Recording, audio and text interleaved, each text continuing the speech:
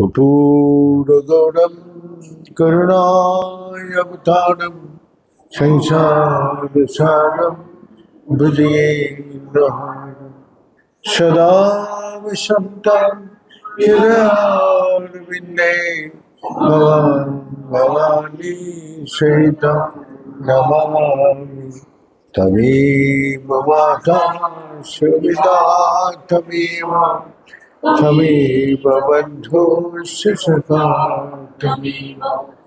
तमेव विद्यार्थविदं तमेव तमेव सर्वं मम देव देव। ॐ पूर्णमदं पूर्णमिदं पूर्णात् पूर्णमुदच्यते पूर्णस्य पूर्णमादाय पूर्णमेवावशिष्यते। ॐ शान्ति शान्ति शान्तिः। नारायण हरि ओम् नारायण हरि ओम् शिव शिव हर हर शिव शिव हर हर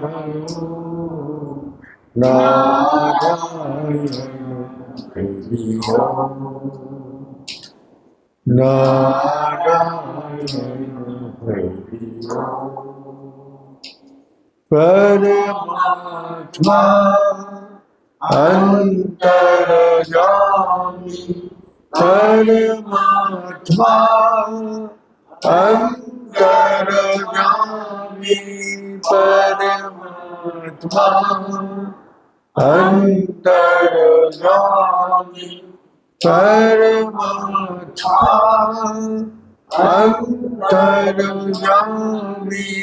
नारायण हरि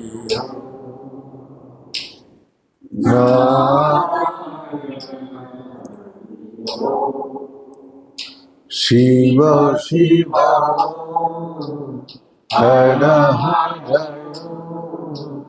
शिव शिव हर हर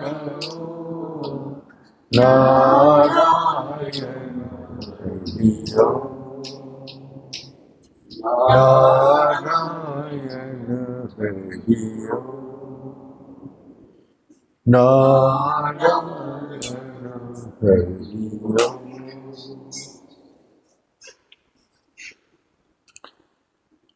एक छोटी से शब्द में हम लोग को सब सारी ज्ञान मिल जाती है। सबसे बड़ा शक्ति तो ये है तपस्या। तपस्या की न सत्यते। तपस्या ऐसी एक शक्ति है, असंभव को भी संभव कर सकते हैं। तो इस कारण से जो कलियुग का जीव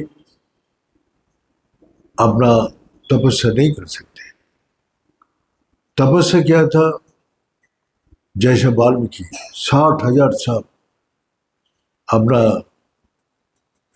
दिमाग का इसमें उसी में शरीर माने एकदम हड्डी हड्डी हो गया था।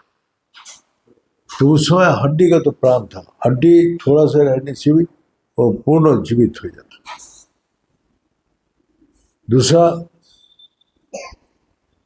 आप कलियुग का जीव का अन्नगत प्राण। इसलिए हम लोग देखे राजा दशरथ का 10,000 साल का आयु था, लेकिन पुत्र वियोग के कारण 9,000 साल का भी चला गया। अब घटते घटते कलियुग का जीव का पहले चरण में, दूसरा चरण में 100 था, अब घटते घटते अब 60 और 70 के बीच में आ गया। तो इसलिए भक्ति उसको शक्ति देते हैं जो भगवान में पूर्ण विश्वास और पूर्ण आस्था रखते हैं, उसको आयु वृद्धि होता है। तो आयु कैसे बीतते थे? साधना करने से। तो इसी प्रकार नचिकेता का जो उसी का पिता ने कोई पुत्र ना रहने के कारण मार्कंड ऋषि का पिता कठोर तपस्या किया। भगवान शंकर जी आया और बोला, देखो तुम ज्ञानी पुत्र चाहते तो 12 साल आयु होगा, अगर मूर्ख पुत्र चाहते तो 100 साल आयु होगा, तो कौन से लेना है अब बताओ। तो ज्ञानी, उसका पिता ज्ञानी था, उसने बोला, हमको मूर्ख पुत्र लेके क्या फायदा है, हमको ज्ञानी पुत्र कोई ना कोई रास्ता निकालेगा। तो उसी प्रकार उसने मार्कंड ऋषि जन्म लिया। जैसे जैसे आयु बढ़ती गया, माता पिता रोने लगा, तब उसने सब ऋषिगण को बुलाया और बोला, ये बालक को उपनयन कर दो। उपनयन माने उसको ब्राह्मण बनाने के लिए जो उपनयन संस्कार किया जाते हैं, जनेऊ डालते हैं और गायत्री मंत्र दिया जाता है, जो ब्रह्म शक्ति को प्राप्ति करते हैं। तो उसी प्रकार उसको देने के बाद सप्त ऋषि आया। सप्त ऋषि आके उस बालक को 100 साल का आयु का आशीर्वाद दिया। तो उसके पिताजी पूछने लगा, अगर इसका आयु 12 साल है, आप लोग 100 साल जो बोल रहे, ये तो झूठ हो जाएगा। तो शंकर जी का आशीर्वाद काम करेगा ना आप लोग का आशीर्वाद काम करेगा? शंकर जी तो 12 साल का आयु दिया और आप बोले 100 साल। बोले, इस लड़का को भेज दो तपस्या करने के लिए। तो तपस्या की कहा गया, नर्मदा तट पर। नर्मदा तट पर जाके खूब तपस्या किया। तो वहां शिवलिंग स्थापित करके उसने तपस्या किया और तपस्या करके भगवान शंकर जी को 12 साल का आयु का समय जमराज आया और उसने शिवलिंग पकड़ के भगवान शंकर जी का आह्वान किया, शंकर जी रक्षा करो। शंकर जी शिवलिंग में प्रकट हुआ और जमराज को वध कर दिया। बोला, मेरा भक्त जिधर आते वहां जमराज कभी नहीं आना चाहिए, तुम्हारा हमारा अनुशासन क्यों नहीं माना? जमराज कौन है? धर्मराज, जो अच्छा बुरा का विचार करके फल देते। तो वही नचिकेता का गोद में लिया। नचिकेता मार्कंड ऋषि को गोद में लेके बोला, बेटा क्या चाहती है? बोले, मेरा पिताजी का दुख हनन करो। पिता माता बहुत दुखी था।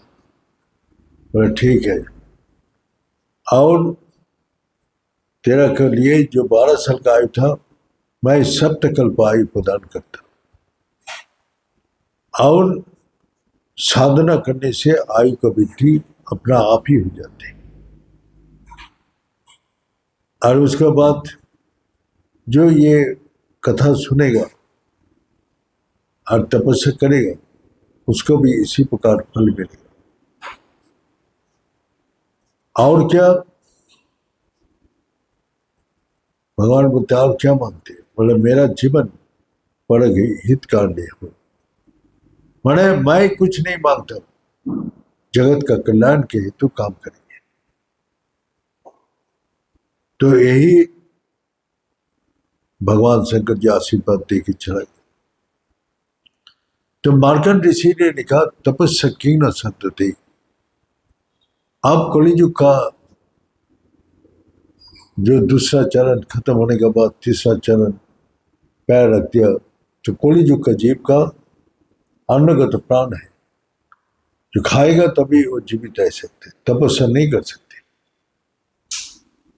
तो इसी प्रकार हम लोग का कलियुग का जीव का बोला, जो मन से जो भी अच्छा सोचेगा तो उसका अच्छा फल मिलेगा, अगर बुरा फलेगा तो बुरा फल।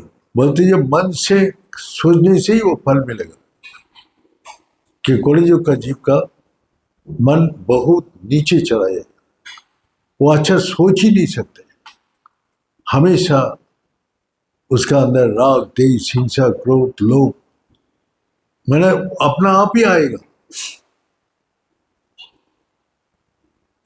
और उसका इसी में सबसे बड़ा दोष उसको लग जाए। मन का जो सच्ची चीज से जो भगवान का सोचते हैं, वह किसी के बारे में अच्छा सोचते हैं, जो सबका कल्याण सोचते हैं, तो वो कर्म में वही हो जाए।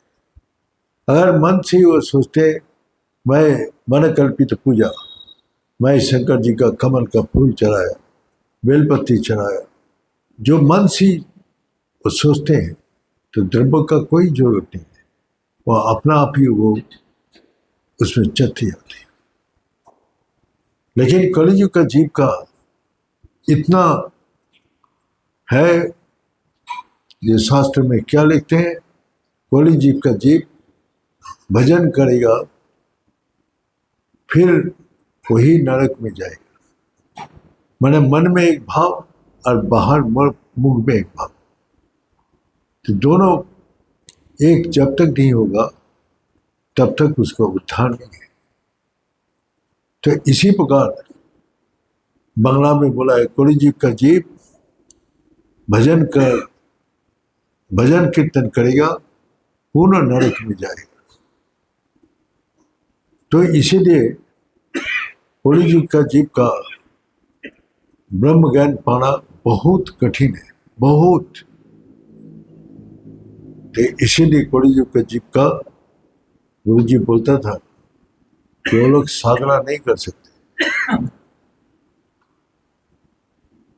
इसीलिए वो लोग को चाहिए जैसा राजा हरिश्चंद्र ने अपना इतना कठोर तप किया, अपना बीवी बच्चा को बाजार में बेच दिया, खुद अपने को बेच दिया, और सच्चाई को रक्षा करने के लिए विश्वामित्र को सारी राजपाट दान कर दिया, खुद भिखारी हो जाएगा।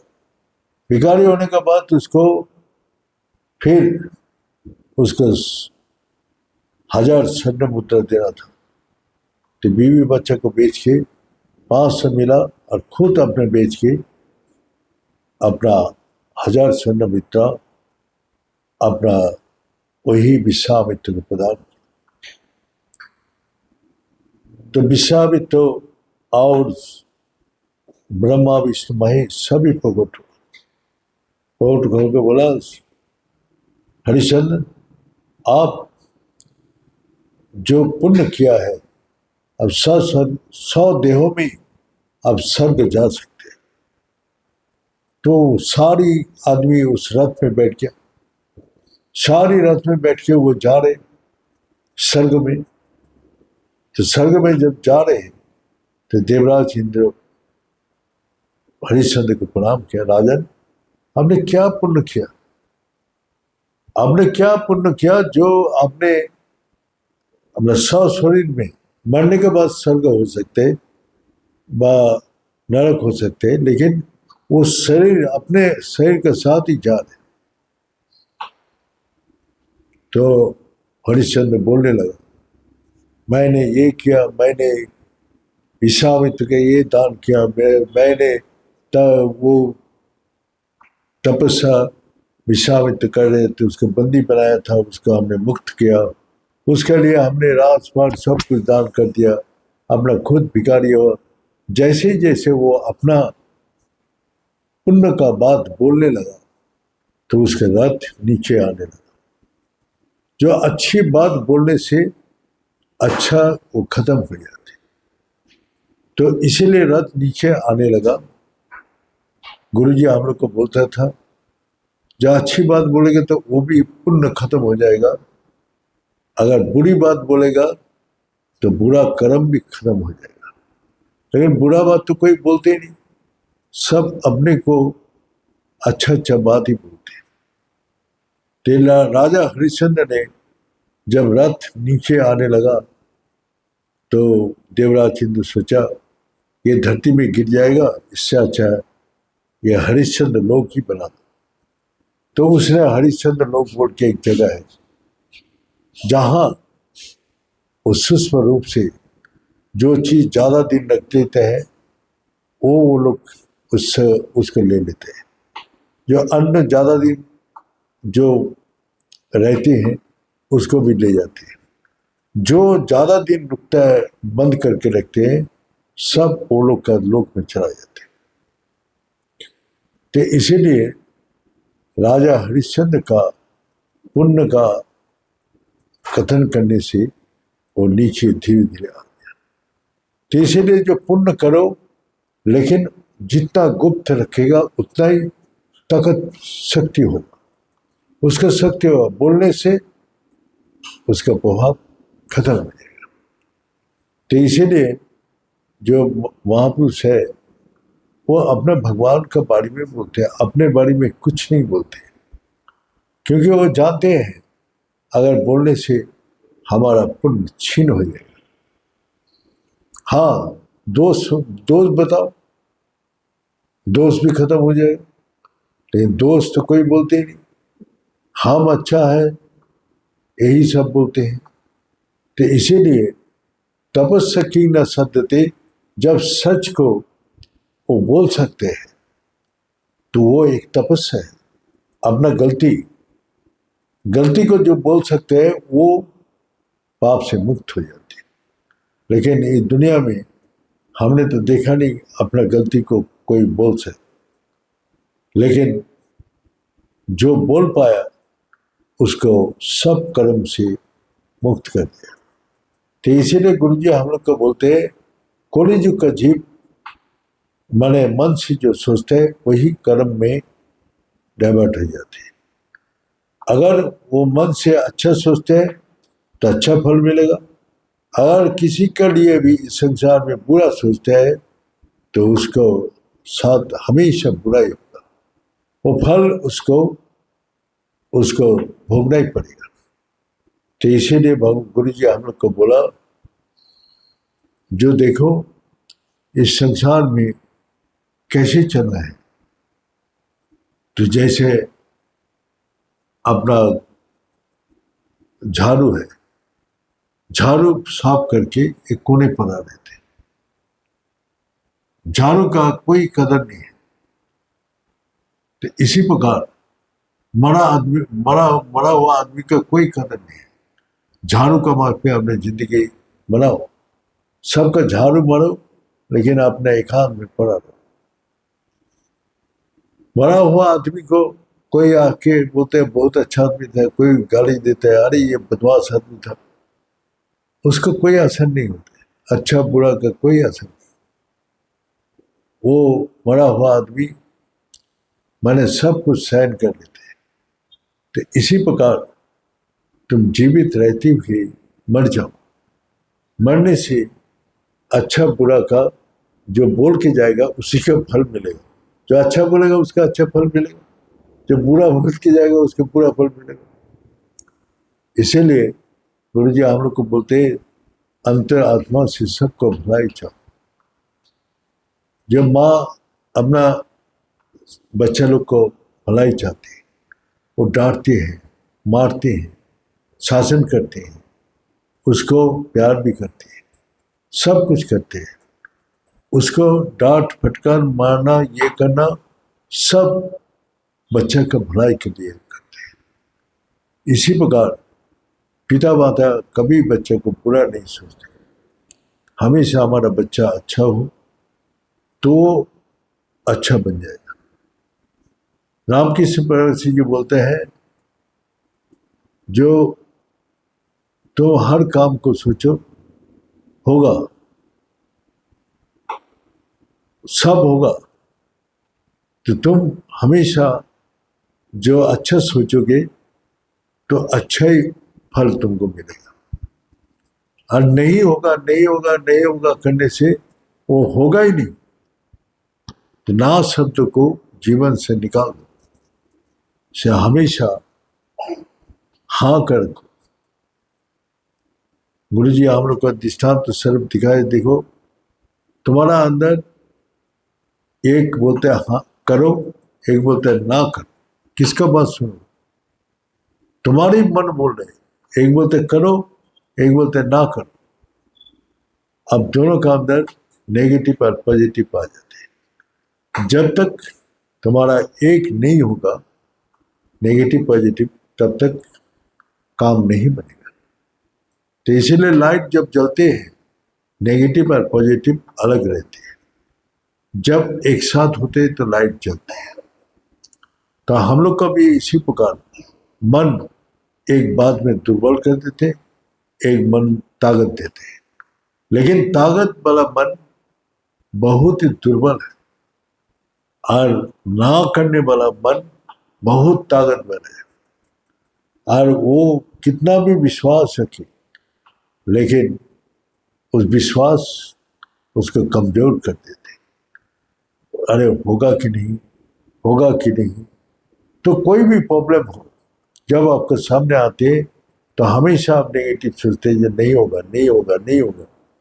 लेकिन जो रामकृष्ण परमहंस जी बोलते होगा ही, जिसका विश्वास परमात्मा में है, जिसका भक्ति भगवान में है, उसको हमेशा हर काम में हाँ करते हैं, हाँ होगा ही। और वो आदमी का अंदर वो फोर्स बना देते और हो जाते। इसी प्रकार हम लोग का मन का अंदर हजारों प्रकार विकार घूमते रहते हैं, और विकार से मुक्त होना बहुत कठिन है। क्योंकि आप सोचते हैं मैं एकांत में हूँ, लेकिन हवा का अंदर जो वेव चल रहा है, जो वायु का साथ जो वेव चलते हैं, तो आपका देहो मन बुद्धि को भेद करके चला जाता है। देहो दिखाई नहीं देते, मन दिखाई नहीं देते, बुद्धि भी नहीं दिखाई देते, वो लोग उस चीज को रीड कर देते हैं। जब नेगेटिव चलेगा तो उसका अंदर वही प्रभाव करेगा, जब पॉजिटिव चलेगा तो वो हमेशा अच्छा ही सोचेगा।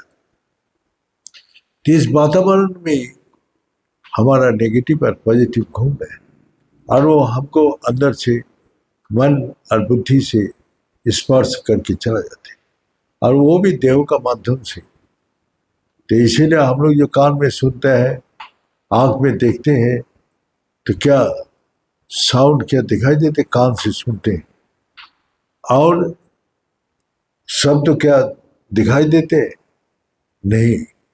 तो लाइट है, लाइट और साउंड दोनों चीज इस वायु का साथ चलते रहते हैं, वायु का एक के साथ। इसलिए वो रीड करते हैं कि हमारा मन और बुद्धि। और वही है जो मंदिर में क्यों जाते हैं, मंदिर में भगवान के पास आते हैं, भगवान का भक्ति वहाँ साधना होते हैं, तो इसीलिए उसका शुद्ध बुद्धि मिलता है। और वहाँ भगवान के पास से सभी पॉजिटिव एनर्जी ले जाते। हाँ, भगवान से पूजा कर लिया, दर्शन हो गया, हमारा मन में ताकत आ गया, होगा ही काम होगा, जब मैं पूजा करके आया काम होगा ही। इसी प्रकार जो शक्ति आपको प्रदान करती है। तो ये है हमारा कोली जी का जीव का। गुरु जी बोलते हैं जो मन से जैसी सोचेगा वो कर्म में डाइवर्ट हो जाएगा। अच्छा सोच रहे तो उसको अच्छी फल मिलेगा, जो किसी का बारे में बुरा सोचते हैं वो बुरा फल उसको ही मिलेगा। इसीलिए अच्छा बुरा को छेड़ के सबका कल्याण चाहो, सबका शांति, सबका आनंद जीवनदायक हो, तो यही सबका लिए कल्याण करो। इसीलिए जय ध्वनि जब करते हैं, धर्म की जय अधर्म का नाश। मनुष्य में सद्भावना हो, तो सद्भावना सबका लिए वो चाहते हैं।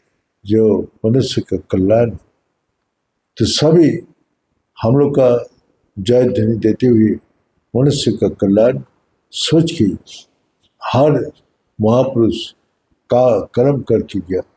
वो अपने लिए कुछ नहीं किया, लेकिन सारे जगत के लिए वो करके गया। तो इस कारण से हम लोग का मन में जो भी अच्छा विचार हमेशा रखना चाहिए, हमेशा बुरा विचार को त्याग करना चाहिए। जैसे बुरा विचार आए तो उसी समय त्याग कर देना चाहिए, नहीं तो वो कर्म में, मन में क्या अंदर आती, कर्म में डाइवर्ट हो जाती है।